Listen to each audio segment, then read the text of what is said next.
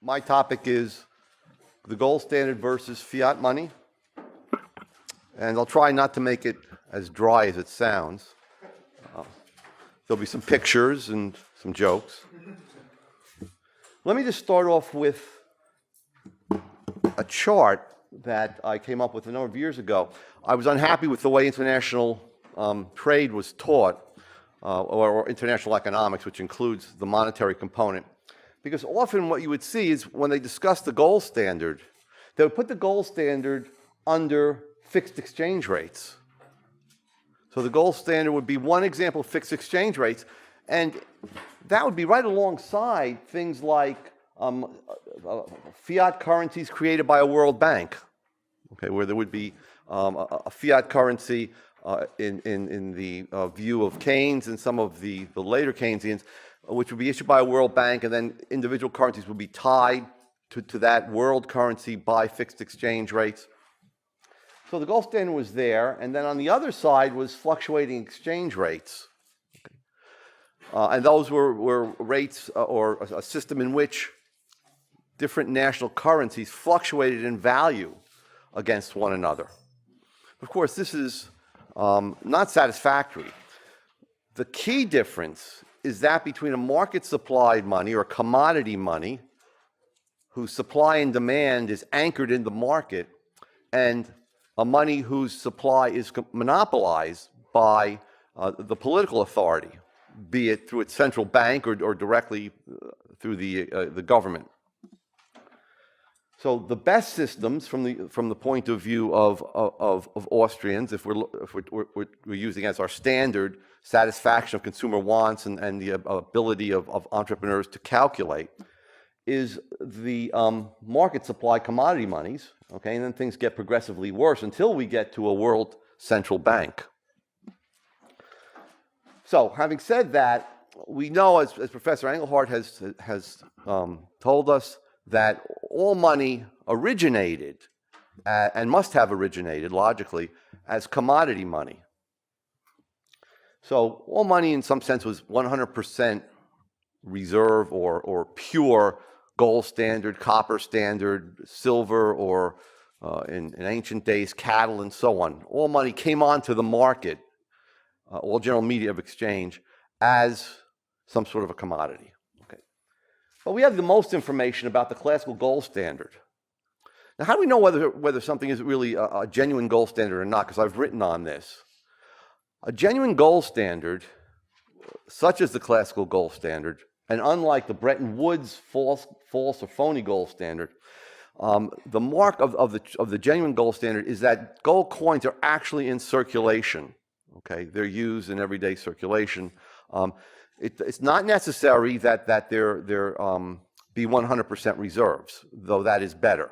But almost from the start, when money originated, governments began to interfere. So it's very hard to find a pure commodity money operating in history. So we'll stick with what we know best. We'll stick with sort of a slightly watered down version of a pure commodity money, the classical gold standard, and we'll compare it. Or actually, not really compare, we'll compare a little bit at the end. We'll show the step-by-step process by which the gold standard was deliberately really destroyed by governments. I mean, that's Mises' big point, that the gold standard did not fail. It was deliberately destroyed by governments. So what were the main characteristics of the gold standard? The monetary unit was defined as the weight of gold. I'll give you an example of that a little bit later on. So that really gold and nothing else was money. Gold was the base money, okay, that it was the bank reserves and it was the currency in circulation. Nothing else was considered money proper, as Mises would use the term. Anything else that circulated as a medium of exchange was a money substitute. So banknotes and deposits, to the extent that they existed, were instantaneously redeemable into gold at par or at face value. And they were the money substitutes. Okay. So gold coin circulated alongside money substitutes, which were really, as we'll see, just claims to gold held by banks. Finally, it was not necessary under the classical gold standard for a central bank to exist. The U.S., during most of the period of the classical gold standard, did not have a central bank. We were the last industrial economy to set up a central bank. Great Britain had a central bank in established its central bank in 1694 or so. Okay, mainly so the king could build palaces and fight wars. Okay, so central banks were initially creatures of government, as they have remained. Okay, so the monetary unit was, as I said, simply a weight unit of gold. Okay, so for example, from 1834 to 1933, U.S. dollar was legally defined as about 1/20th of an ounce of gold, which is 23.22 grains of gold.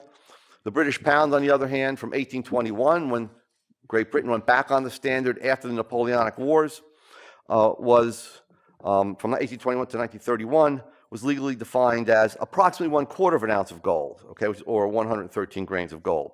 And then the French franc was about 1/100th of an ounce of gold, okay. So notice something here.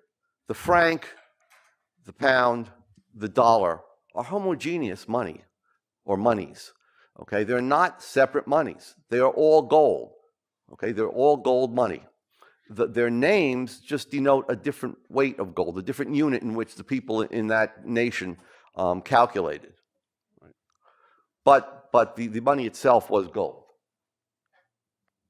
Okay, and just here are the coins that were in circulation. I mean, there's a $20 bill from 1921 and a $20 coin from 1921, and then a $5 coin from 1906. And since the British pound was worth about $5, $4.86, as we'll see, we have the British sovereign, the pound, okay, one from 1894 and one from the last year that Great Britain was on the gold standard in 1931. Okay. So this was called sound money because it made a certain sound when you dropped it on the counter, when you were paying for something. All right.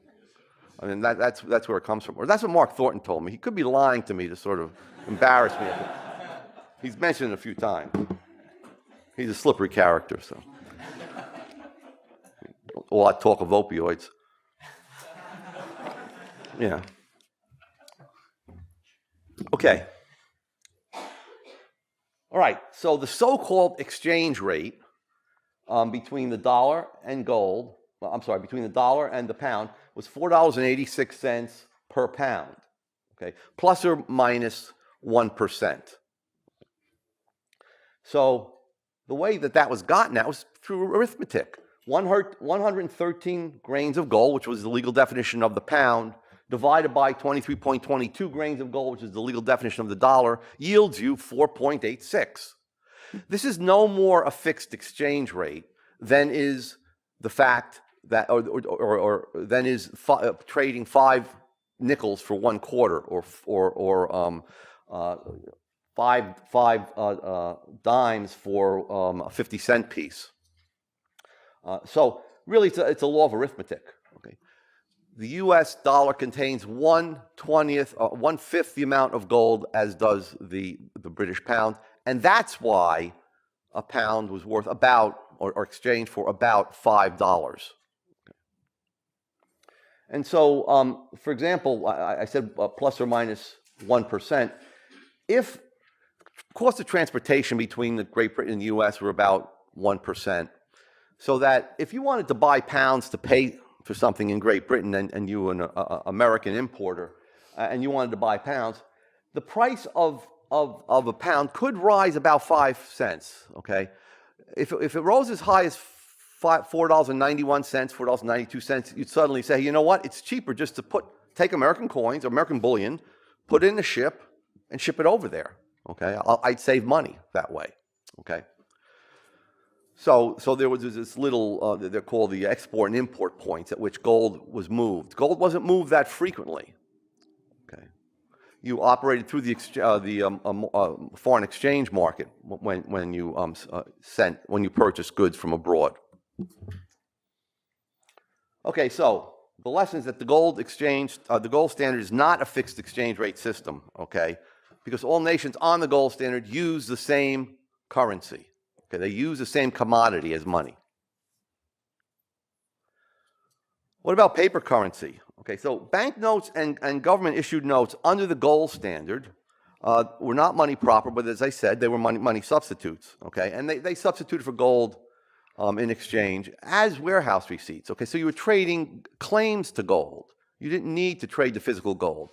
It gave you greater security. It was more convenient to carry around claims to gold. And as I give you examples there, you can think of claim checks for the dry cleaners, or a coat check when you check your coat at a fancy restaurant and so on. It was just simply a title that expressed the fact that you were the owner of the underlying asset or thing that was referred to. So let's look at some of these money substitutes. Prior to 1920, banks could not only issue checking deposits, but private commercial banks could also issue their own notes. So let's take one from the Farmers and Merchants National Bank of Los Angeles. Okay, that name doesn't inspire confidence, but anyway, note what it says. It will pay to the bearer on demand $20. That's not $20. A piece of paper isn't $20. Okay, the $20 is that gold ounce that will be paid to you if you bring in for redemption that piece of paper. So people recognized it as what it was, and it was clear what it was, okay, just by what was written on the face of the note, that it was a claim to gold. Here's one other. The First National Bank of Fort Myers will pay to the bearer on demand $5. $5 was legally defined as 1/4 of an ounce of gold. Right? So gold was the underlying money. And then even when the U.S. Treasury issued gold certificates, they put similar things on there. The United States, $100 in gold coin repayable to the bearer on demand. In other words, they would repay you your gold that you left with the Treasury. Okay. So let's talk about the connection between the gold standard and money and prices. Okay. So when in redeeming $20 for a gold ounce, when the central bank gave you your gold ounce when you in exchange for the $20, okay, they were not, as the monetarists claim, selling gold. Okay, they weren't selling gold to you or I. They were just fulfilling their contractual obligation of redeeming that claim to gold. There was no sale involved here, because you can't sell a claim against what it's claiming. Okay, that's just a legal interaction in which the warehouse owner returns to you the property. So in the long run, then, under a genuine gold standard, the money supply is strictly limited by gold mining. Okay, or as we'll see, by the more strictly by the balance of payments for countries that don't mine gold. Okay, so you can only increase banknotes and bank deposits to the extent that gold flows into the banks. Okay, there is some wiggle room there. They can change their reserve ratio, but for the most part, the money supply increases and contracts with flows of gold. And this is rational. This is embedded in the subjective decisions that drive the trade of goods and services and of assets. So the result was that since we had a tremendous economic growth, let's say in the U.S. after the Civil War, we went from basically an agrarian nation before the Civil War to the mightiest industrial nation in the world by World War I. There was a tremendous amount of technological improvement, of saving and investment, and the accumulation of new capital and so on, and that caused the supplies of goods and services to increase year after year. The money supply under the gold standard increased extremely slowly. Okay, much slower than was the increase in the supply of goods and services, so therefore the natural effect was for prices to fall. And I call this growth deflation. This is even mainstream economists today recognize some of them, and some of them are actually connected with the St. Louis Fed and some other Fed district banks, talk about good deflation or benign deflation. Deflation that results from growth. Okay, we were told back in the 1960s and 70s, when Keynesian economics was riding high, and the 50s, of course, that inflation was always accompanied growth. Growth was inflationary in some sense. Okay, that's ridiculous.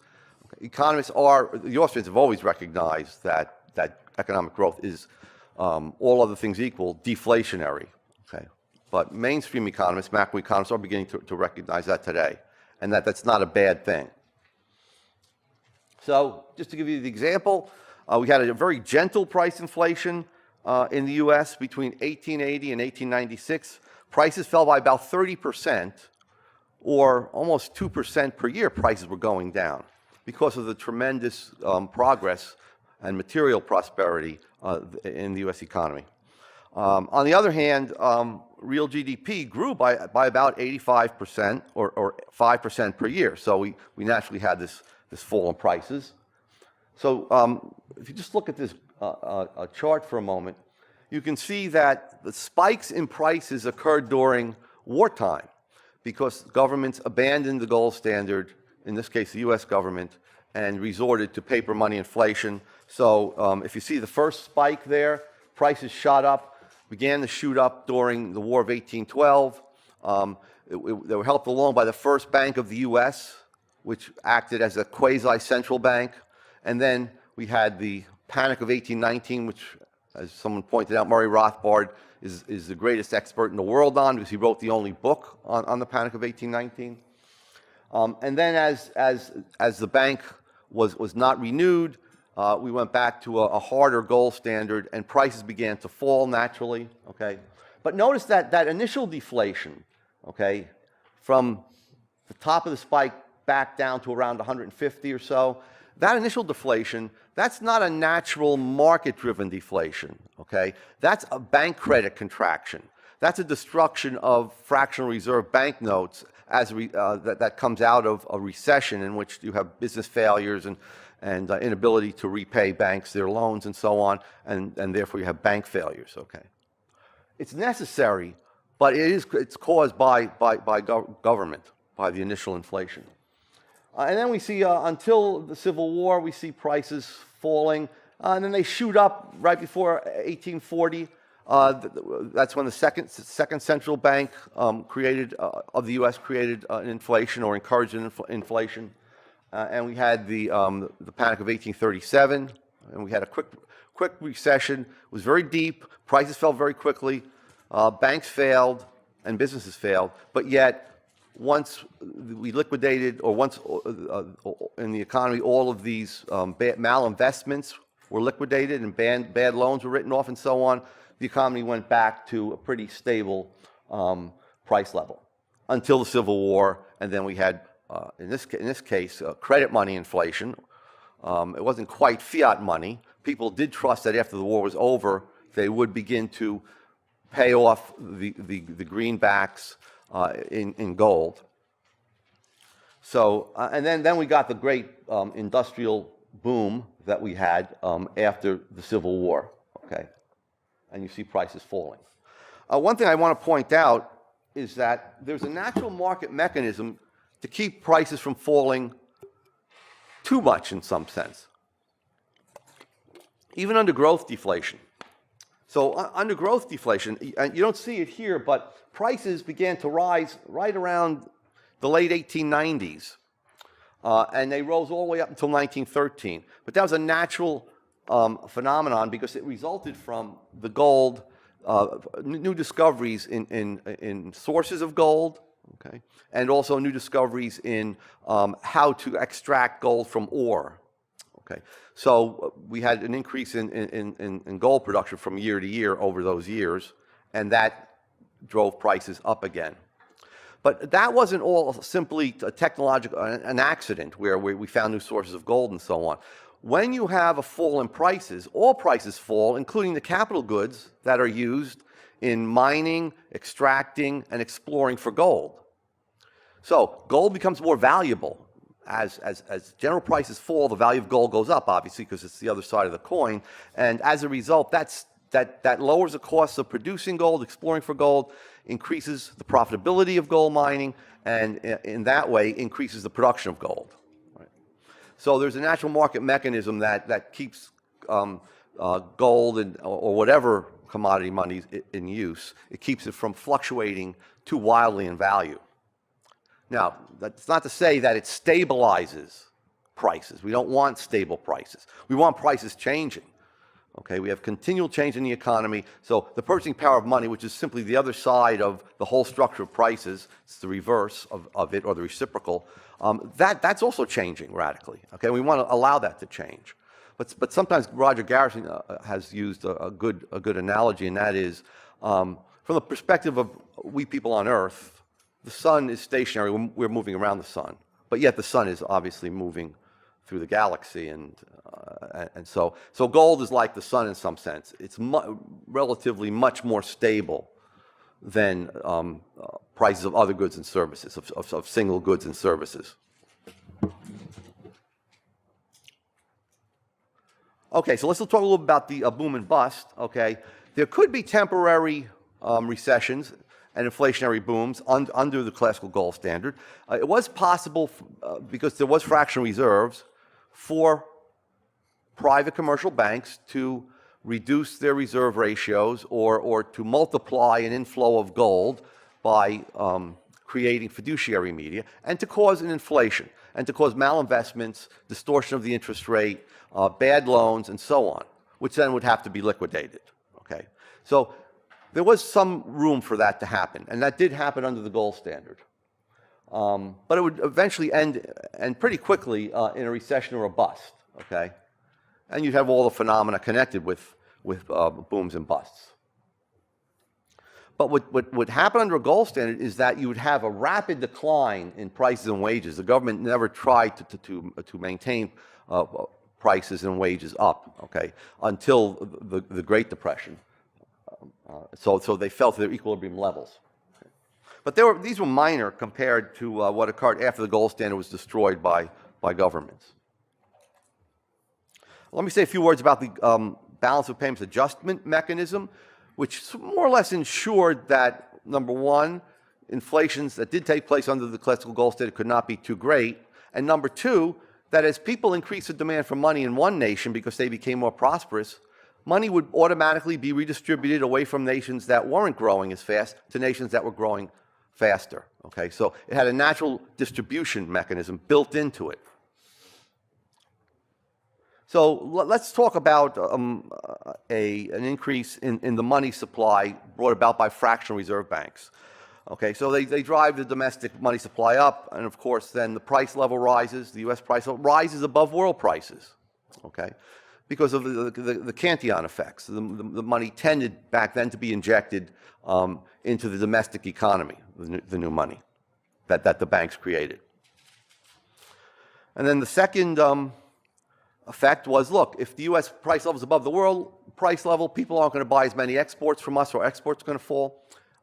There would be an increase in imports from abroad because it's now relatively cheaper to buy things from England and France and so on if they weren't inflating to the same extent as U.S. banks were. Okay. I should have never put this animation in here. Then you would have a balance of payments deficit. Your imports would suddenly exceed your exports. You'd have to ship gold abroad. The price of the pound, for example, would rise to the export point. And so pounds would be very expensive, and it would be cheaper to ship some of the gold from the U.S. to Great Britain, to Germany, to your other trade partners. So you'd have a deficit. And once you had a deficit, the gold would begin to flow out in payment of that deficit to the foreign countries. Banks' gold reserves would then fall. Now, at that point, under the gold standard, gold reserves weren't centralized at the central bank. So they couldn't use reserves to move them around and bail out banks. There was no central bank that acted as a so-called lender of last resort, or as I like to call it, bailer-outer of last resort. Okay. So this external drain of gold, the external drain was a drain of gold out of bank reserves as people came in to turn their dollars in because they wanted to ship the gold abroad, to foreign countries. There would also be the threat of an internal drain. As people saw gold flowing out of their banks, and they had the money substitutes, which they knew were just money substitutes, and would give them the ability to redeem for their gold, they'd rush to the banks, and there'd be an internal drain. Okay, there'd be a domestic bank run. And so to prevent that, I mean, that didn't really have to happen. Just the fear that would happen would cause banks then to reduce their contract their deposits. The money supply would be reduced, and the whole thing would be reversed. You'd get a bust then, of course, because the money supply would be reduced, and interest rates would rise, and many projects would be rendered unprofitable, long-term projects that lengthen the structure of production. Okay, so the money supply would go back down again, and you would have recession, unemployment, but they would be very quick, and prices would fall. Okay, let's talk a little bit about the structure of what money looked like under the classical gold standard. Let's take let's assume we have a central bank now for a moment. At the base, you would have the total amount of gold in the country. Let's say the central bank held the gold reserves. You'd have, let's say, $2 billion. If the central bank kept the reserve ratio of 40%, then that meant that it could issue its own notes up to a total of $5 billion, because $2 billion in gold represents 40% of those notes. Now, the commercial banks, the private banks, who issued bank notes and deposits, would also want to back up their notes and deposits. And let's assume they kept a reserve ratio of 20%. Okay, and in the U.S. it was 20 to 25%, something like that. That meant you could ignore the numbers in red font. Okay, so that means that with $5 billion of central bank notes, which acted as their reserves, okay, they could in turn create $25 billion worth of deposits. Okay, but notice now things were kind of shaky here, because you had $25 billion of claims on $2 billion of gold. So if the central bank encouraged bank credit expansion by reducing its own reserve ratio and adding another $1 billion to the bank's reserves by creating their own notes, the banks would then multiply that $1 billion 5 times. The money supply would increase by 25%, prices would shoot up, and that whole balance of payments adjustment mechanism would come into play. Gold would start to flow out of the country as exports became more expensive and imports relatively cheaper. So the U.S. would then have a balance of payments deficit, and to make a long story short, banks would pretty quickly realize that they had to reverse course, and they would have to contract their lending and their deposits. Okay, so this inverted pyramid, as we call it, never really tipped over. But notice it gets more unstable the more that the central bank encourages bank credit expansion. Okay, it gets wider and wider at the top on the same narrow base. So now let's talk about the step-by-step destruction, intentional, of the gold standard.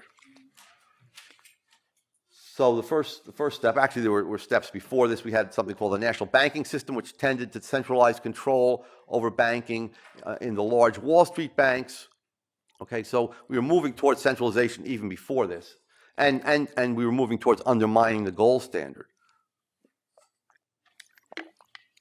But there we have it. Right before Christmas, in 1913, President Wilson signed the Federal Reserve Act.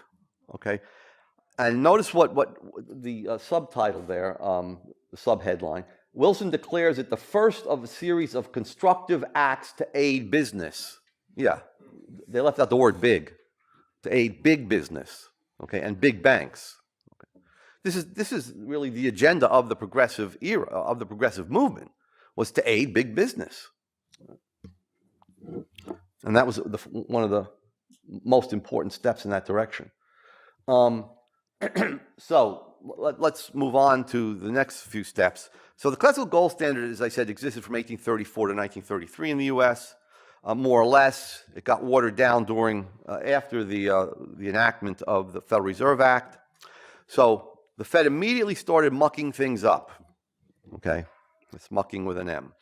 During World War I, gold reserves were centralized in the Fed, so now you suddenly had the Fed able to operate as a lender of last resort, which of course introduces systemic moral hazard into the whole financial system. They placed a heavy tax on private issue of notes. They wanted to drive private notes out of existence.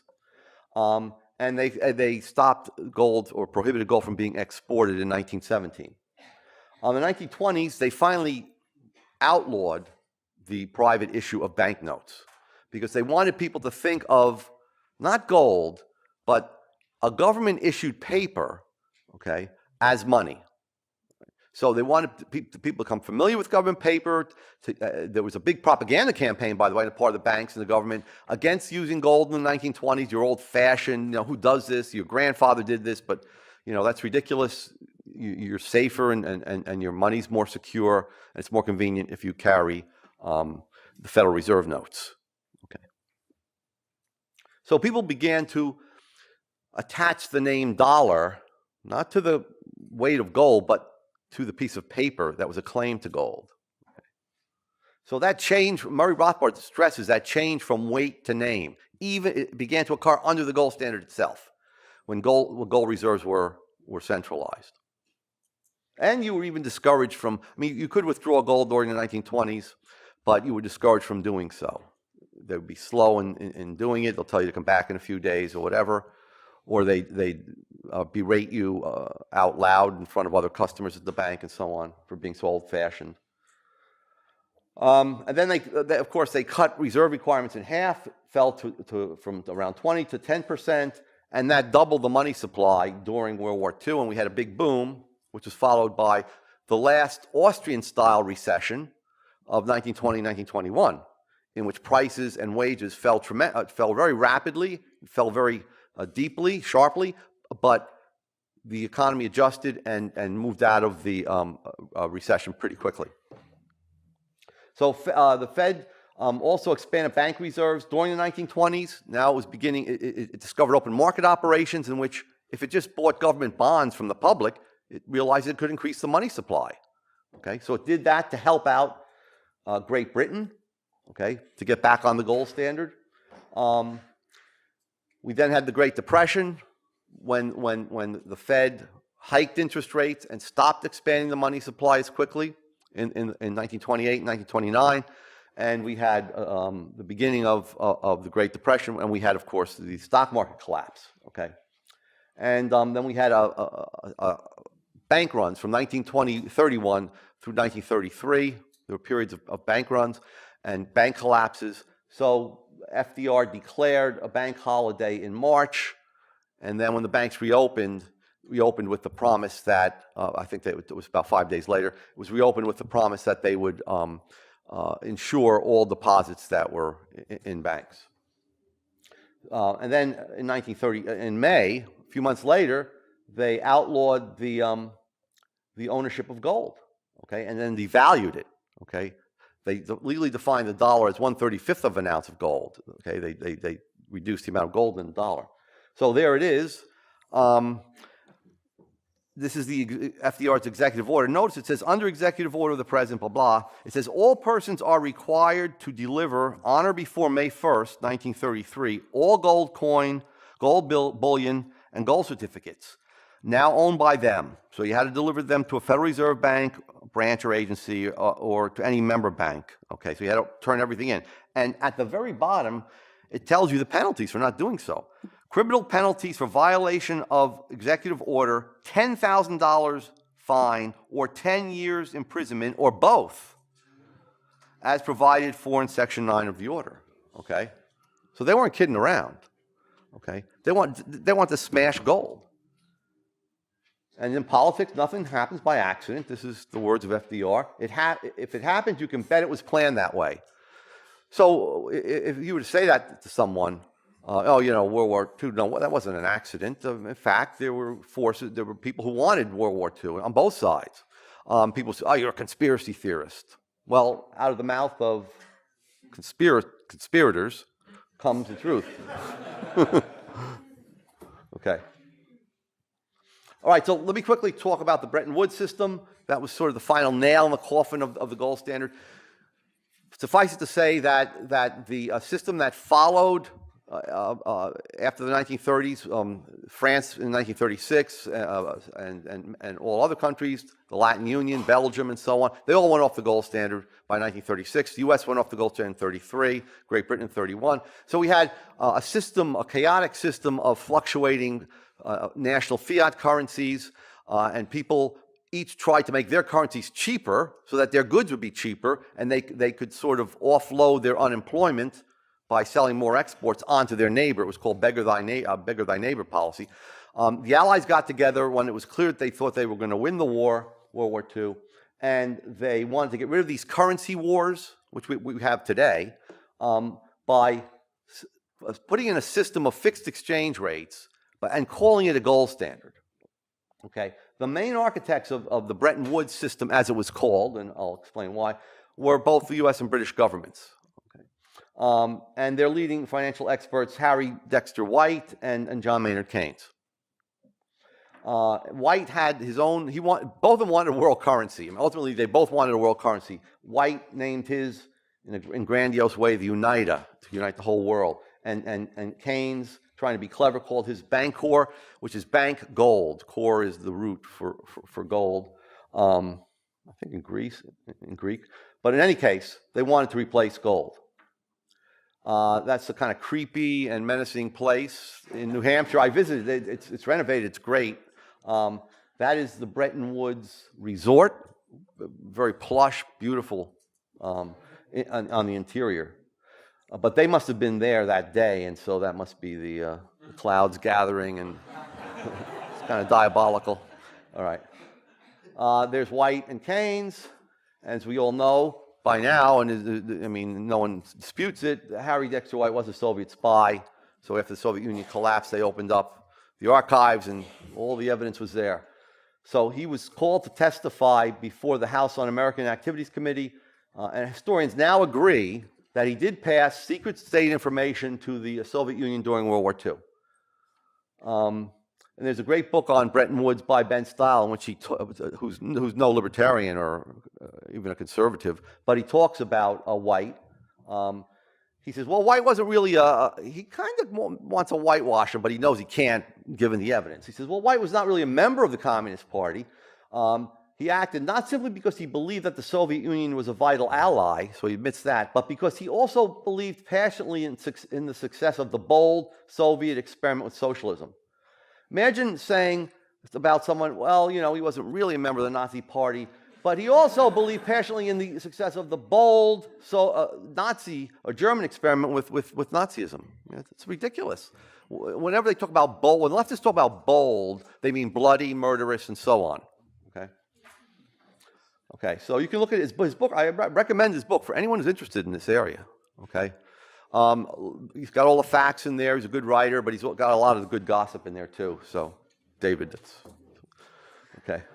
What about the Bretton Woods system? The key characteristics was that the U.S. dollar was now going to be the only currency convertible into gold. All other currencies were going to be fixed to the U.S. at a fixed exchange rate, though it could be adjustable, okay, if there was some sort of disequilibrium occurring.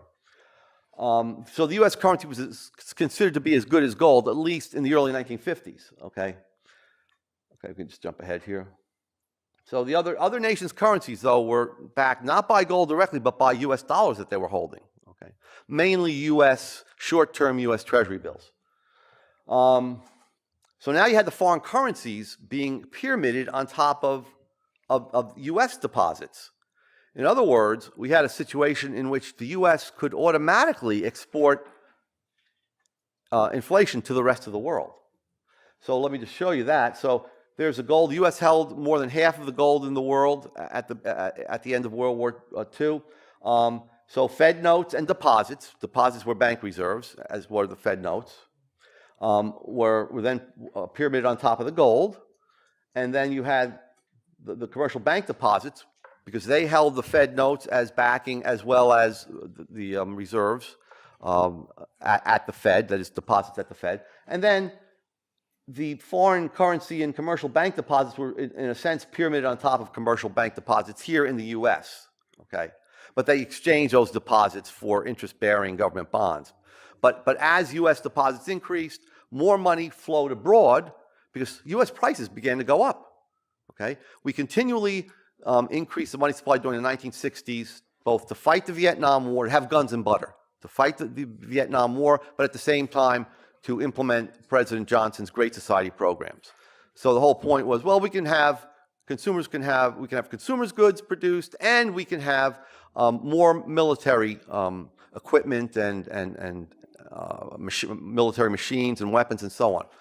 How do we do that? I mean, the economy's of a given size. How do we get both? How did consumers not suffer, U.S. consumers, why? Because tax rates didn't go up, while on the other hand, the military industries were expanding. Very simply, we forced the or fraudulently caused the Europeans to pay for it. Okay, because what did we do? We sent them. We had balance of payments surpluses from 1958 onward. So what we did is we sent them paper, which they then took. They took the U.S. dollars. The exporters to the U.S. sold them to their central banks, who then bought them by creating their own euros, their own marks and francs and pounds.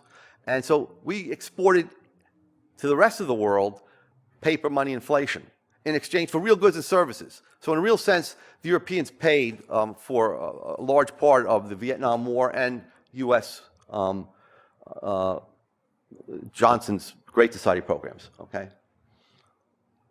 And so the French economist, Jacques Rueff, who was a friend of von Mises, he called this a deficit without tears. The U.S. could run deficits every year, but since none of the foreign central banks demanded gold in exchange for the dollars, no gold flowed out of the U.S., at least until later on, which we'll talk about in a moment.